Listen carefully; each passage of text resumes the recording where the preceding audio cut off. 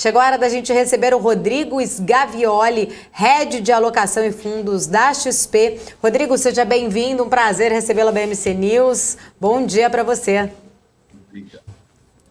Obrigado, Paula. Bom dia a todos que estão assistindo. Obrigado pelo convite, é um prazer estar aqui com vocês.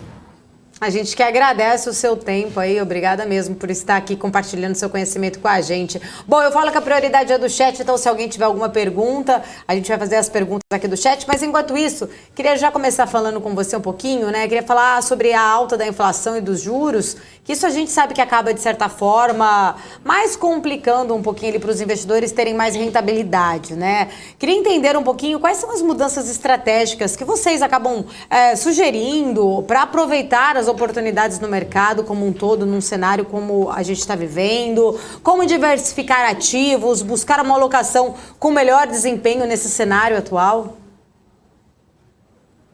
Muito bom. Sem dúvida, a inflação persistente recente, ela incomoda, né?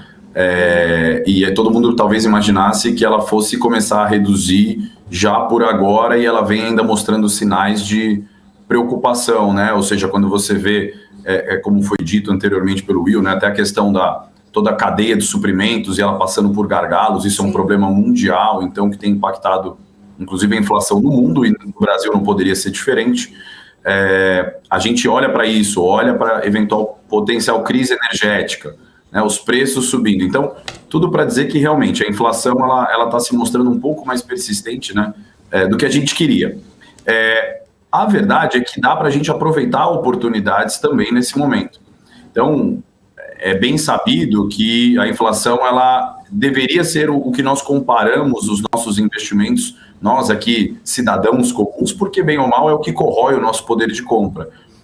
Em algumas janelas como a atual, principalmente para portfólios mais conservadores que ficam ali no CDI, a gente acaba realmente, por uma janela curta de tempo, ficando para trás da inflação.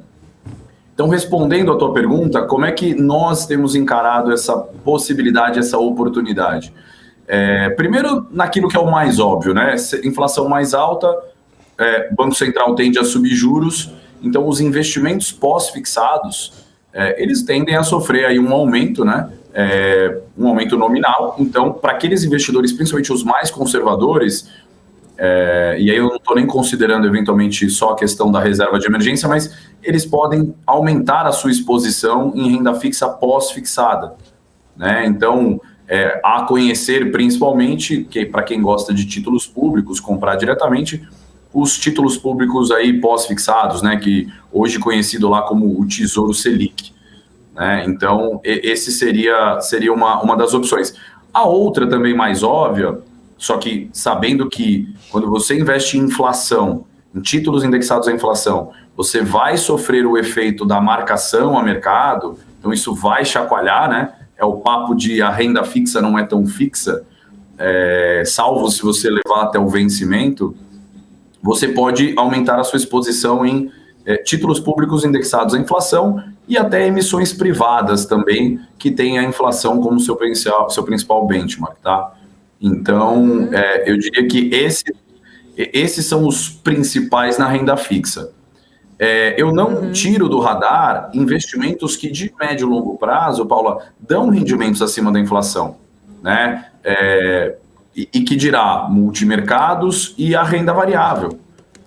E aí a gente talvez pode falar depois um pouquinho mais disso. A renda variável, se você pensar num cenário de uma economia minimamente rodando, as engrenagens rodando perfeitas, eu sei que o Brasil ele dá uns sustinhos, mas renda variável é algo para dar IPCA mais 10, 15% ao ano, né, no longo prazo. Então, só que agora o que a gente precisa é ter um filtro mais calibrado para fazer um bom stock picking. Seja a gente, investidor, investindo diretamente numa carteira de ações, ou seja, contratando gestores que vão fazer esse trabalho por você, né? E aí, se você me permite, talvez além da renda variável, para quem quer colocar uma pimentinha a mais e tem uma visão de longo prazo e não se incomoda com chacoalhões de curto prazo, os fundos imobiliários, principalmente de alguns setores específicos, ou até os fundos imobiliários de papel, eles estão bem sólidos em termos de distribuição de rendimentos. Então, para quem quer focar em renda e não fica olhando o dia a dia da cota dos fundos imobiliários, pode também aproveitar boas oportunidades, porque, assim como as ações, como o cenário macro ele está mais duro do que o próprio micro, né? Ou seja, o das empresas, o dos setores, os preços foram muito comprimidos. Então, abrem oportunidades para que você compre bem ativos sólidos, de boas teses, para que você carregue isso para o mais longo prazo, tá? Então, eu tentei fazer aqui um apanhado, mas, enfim, resumidamente, seriam essas principais oportunidades que a gente tem visto, além da renda variável internacional, que apesar de ter andado bastante, né? O S&P renova máximas, se a gente pegar ele como referência, o próprio MSCI, mas acaba sendo sempre uma boa alternativa, principalmente como diversificação. Maravilha. Ô, Rodrigo, praticamente você já me respondeu as próximas questões, até realmente era isso que eu ia querer puxar sobre a questão da renda fixa. Eu vou até trazer o Gani aqui para a nossa conversa, que eu sei que o Gani tem mais perguntas para você, mas só para complementar, você estava tocando aí num ponto, acho que é interessante, eu queria entender, assim, quais são as categorias de ativos que você acha que podem se destacar nos próximos meses, com a alta de juros e essa questão de inflação mundial também. Teria ativos mais, assim, que possam ser mais interessantes, né? Aproveitando essa questão também da inflação mundial? Sim, vamos lá. Acho que aproveitando a questão da inflação mundial, um tema que a gente tem olhado aqui, basicamente eu vou te trazer dois, vai, para resumir. Acho que, assim como no Brasil, mas internacionalmente falando, alocação em empresas de teses seculares, né, de crescimento, robustas. Porque, por exemplo, quando você tem essa alta dos preços, e a gente pode ter certeza que para os produtores, né, e para os empresários, essa alta de preços ela talvez seja até maior do que para os consumidores, são empresas que, por serem líderes de mercado, conseguem repassar preços, né? Então, a gente acredita muito em empresas realmente que são empresas consolidadas, e aí a gente vai ter o desafio, né, de encontrar gestores ou analistas ou análises que encontrem essas empresas ao redor do globo, e temos várias, né? A gente pode olhar bastante para a Europa, que é um lugar que a gente tem olhado com bastante carinho. Talvez ela está num momento do ciclo econômico diferente da China, que, como vocês discutiram antes, né, está num momento mais de slowdown, diferente dos Estados Unidos, que talvez esteja aí, vou tomar cuidado com essa frase, mas precisando de uma correção saudável dos preços. A gente tem olhado primeiro para essas empresas consolidadas, então lá fora e aqui no Brasil, e sem dúvida, aqui principalmente no Brasil, a gente olha para essa questão do Tesouro IPCA na parte média da curva, tá? Então, pensando como você falou, né, em oportunidades mais de curto, médio prazo, não olhando tanto o longo prazo. Adicionando, acho que um último comentário, tem que olhar com carinho também para commodities, né? Elas são aí um setor que tendem a proteger bastante da inflação, e só tomar cuidado, porque eventualmente agora a gente pode também estar num rally e pegar o final ali de alguma festa em algumas dessas commodities. Então, acho que são esses três principais pontos, olhando para a inflação especificamente. Rodrigo, existe um prazer falar contigo. Primeiro, boa tarde ou bom dia, né? Prazer é meu. 11h54, bom dia ainda. Bom dia ainda. Ainda bom dia, hora do brunch, hora do almoço. Eu só boa tarde depois que eu almoço, mas vamos lá. Ô, Rodrigo, eu não sei se você chegou a ver a capa da Economist dessa semana, mas eu achei muito legal, porque até pouco tempo era uma capa que era energia limpa, tal, expectativa, aquele otimismo todo, e agora uma capa muito pessimista em relação à questão da energia e o quanto a gente ainda infelizmente, dependente de combustíveis fósseis, né? Como eu me protejo desta alta de energia, né? Ou desse desafio global aí que está posto na mesa, que é a dependência do mundo em relação ainda à energia, à velha energia. Bacana, vamos lá.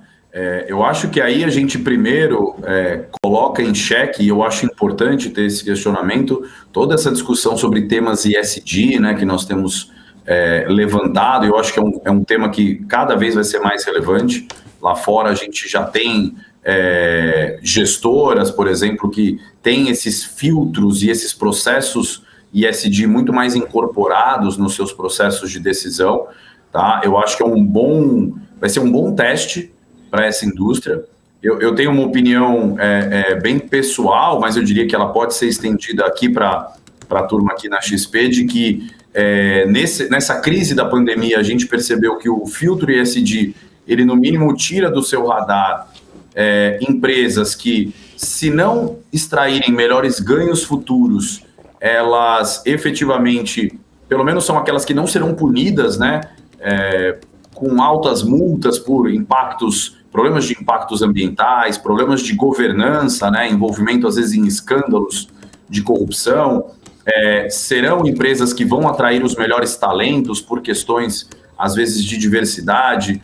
Mas olhando para essa questão dos combustíveis, ela é um desafio de médio e longo prazo a ser endereçado, ou seja, a gente sabe que e até a matriz energética brasileira, por exemplo, ela vem caminhando nesse sentido, não talvez no ritmo que todo mundo queira, mas ela vem caminhando para um ritmo de diversificação.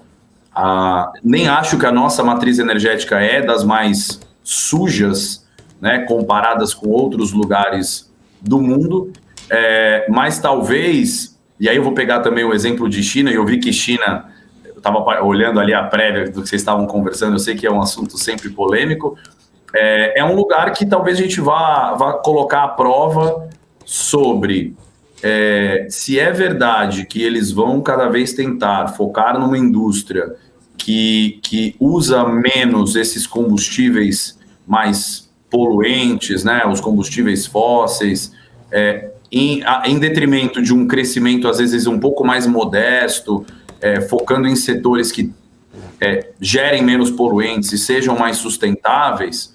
Eu acho que a gente vai poder assistir de camarote o que a China está fazendo e vai fazer. A gente pode concordar ou discordar das motivações, né, por que ela está fazendo isso, mas eu diria que a China vai nos dar uma boa proxy sobre trocar essas fontes de energia, ir trocando isso ao longo do tempo. E pelo que a gente lê, né, pelo que a gente sabe de alguns relatórios, ela também vai ter ali um piso de crescimento, onde, se ela olhar e identificar que isso também não está sendo saudável, pode ser que ela tente achar esse ponto de equilíbrio ótimo entre ter fontes, às vezes, ainda não tão sustentáveis e limpas, versus ter essa matriz mais limpa de energia por lá. Então, tentando ir para a ordem prática, eu acho cedo, Gani, para tomar medidas muito enérgicas quando a gente olha para a alocação em carteiras, tá? Eu tomo muito cuidado até para dizer assim, China está certa, vamos para a China. Ou Brasil está fazendo lição de casa, vamos para Brasil, nessas teses. Então, eu sem dúvida acho que nessa tese, nessa grande tese, eu nesse momento... por falta de profundidade mesmo, por não ter ainda nenhum lugar onde eu possa comprovar que existe uma tese certa, a gente se colocaria como neutro nesse tipo de alocação, tá? Sem pesar a mão em nenhum tipo de investimento que eu diga, essa é a tese vencedora, né? Porque se até criptoativos que já foram ditos, né, que tem um problema ESG aí, e agora estão tentando virar a mão, dizendo ao contrário, que eles são sustentáveis, acho que tem muita coisa por vir. Mal comparando aquela metáfora do ovo já foi bom e ovo já foi ruim na dieta, sabe? Então a gente tem que tomar muito cuidado. Maravilha. Posso fazer minha última questão aqui, porque a gente já está até um pouquinho atrasado. Posso, Gani? Você quer complementar alguma coisa? Maravilha. Se você quiser, fica à vontade. Não, maravilha. Ô, Rodrigo, só para a gente finalizar... a gente tem visto muitas casas revisarem as projeções da Bolsa até o final do ano, inclusive a própria XP, né? A gente acompanhou também. Muito tem se falado, muito dos gatilhos que ajudam a destravar valor, ajudar numa subida. Queria entender um pouquinho agora como que está a visão de vocês, quais seriam os fatores que você acha que poderiam ajudar a Bolsa a ter um melhor desempenho, se vocês estão aí com essa visão realmente, como dosar a exposição aos fatores, né, que a gente tem visto aí, que a gente ainda tem algumas pautas importantes que impactam o mercado ainda pela frente, ainda para serem aprovadas. Essa questão do projeto do ICMS, a gente sabe também que a gente tem em relação a vários outros setores, não só internos, né, risco fiscal, mas também tem a questão do preço do minério lá fora, impacta Vale, que acaba impactando aqui dentro também, mas com uma forma em geral, como aproveitar as oportunidades e como que vocês estão enxergando aí o Ibovespa até para o final desse ano? Legal, ótimo ponto. Vamos lá. Primeiro, eu acho que, sem dúvida, uma coisa que já está ficando no preço, mas seria ótimo se a gente pudesse parar de acompanhar no mercado, é a pandemia. Assim, bem ou mal, ela ainda tem impactado de forma, às vezes, esquizofrênica em alguns índices de atividade, né, em índices de emprego. Então, tirar da frente de uma forma mais definitiva pandemia e riscos de novas variantes, e eu estou falando de Brasil e mundo, né, não estou falando só do mercado local, não. Então, à medida que a gente conseguisse tirar isso da frente, eu acho que isso ajudaria, né. Estamos entrando agora em época de balanços, né, lá fora começando primeiro. Aqui a gente vai ter o início da temporada. E nós mantemos, principalmente para esse terceiro trimestre, uma perspectiva otimista, que os nossos analistas aqui vêm dizendo muito que estamos naquele cenário do micro bom e o macro ruim, né? Bem típico, às vezes, de Brasil. Então, se os resultados desse terceiro tri também continuarem sólidos, a gente acredita que isso também seja um gatilho para a gente poder andar. Mas não vai andar por total se a gente não tirar da frente, como você já mencionou, a questão fiscal e a questão das nossas resoluções econômicas, né? E isso passa por um ambiente que em setembro até a corda ali chegou a esticar bastante, né? Na parte política, a gente até soltou um relatório tentando, naquele 8, 9 de setembro, pós aí o feriado, a gente soltou para tentar entender o que estava acontecendo, porque se o político não andar, se os poderes não se entenderem, a gente não vai andar com o fiscal, a gente não vai andar com teto de gastos, a gente não vai andar com PEC de precatórios, a gente não vai andar com reformas administrativa, tributária, que talvez até a tributária que está aí, nem sei se a gente quer que ande, mas ela é uma versão que talvez não é a que todo mundo queria, não vai entender a questão do auxílio emergencial, se ele se estende ou não. Então, tirar da frente, ou pelo menos diminuir as incertezas com relação ao nosso fiscal, que incerteza se traduz em volatilidade, né? Eu acho que isso, sem dúvida, se isso minimizar a nossa perspectiva para a Bolsa do Brasil, ela de novo, ela até é boa, olhando o prêmio de risco hoje dela. Que realmente é bastante complicado quando você tem o micro bom, mas o macro, principalmente em setembro, estava muito ruim. Até deu uma arrefecida e agora está melhor. E olhando lá para fora, monitorar tapering, né, e todo o processo, eventualmente, de alta de juros nos Estados Unidos, que, de novo, aí o mercado é muito engraçado, né, porque ele tem problema com o tapering, mas o tapering seja exatamente a redução, né, do programa de estímulos, um bom sinal, ou seja, mercado, eu vou tirando a muleta porque você já consegue andar sozinho, mas a gente vicia fácil, né, em carboidrato, açúcar, tapering, a gente vicia fácil. Parece que a criança tá andando de bicicleta, com você tira uma rodinha, né, ela quer continuar, mas ela já consegue. Mas essa comparação de viciar o açúcar é perfeita, é verdade, você tem toda a razão, exatamente. Muito bem colocado. E China, né, que bem ou mal a gente tem esse também olhar para a China, olhar qual é o grau de slowdown, de novo, de China, porque impacta aqui, enfim, a gente tem relações comerciais muito fortes. Eu tentei dar um pouco dos triggers mais importantes que a gente tem olhado aqui, né?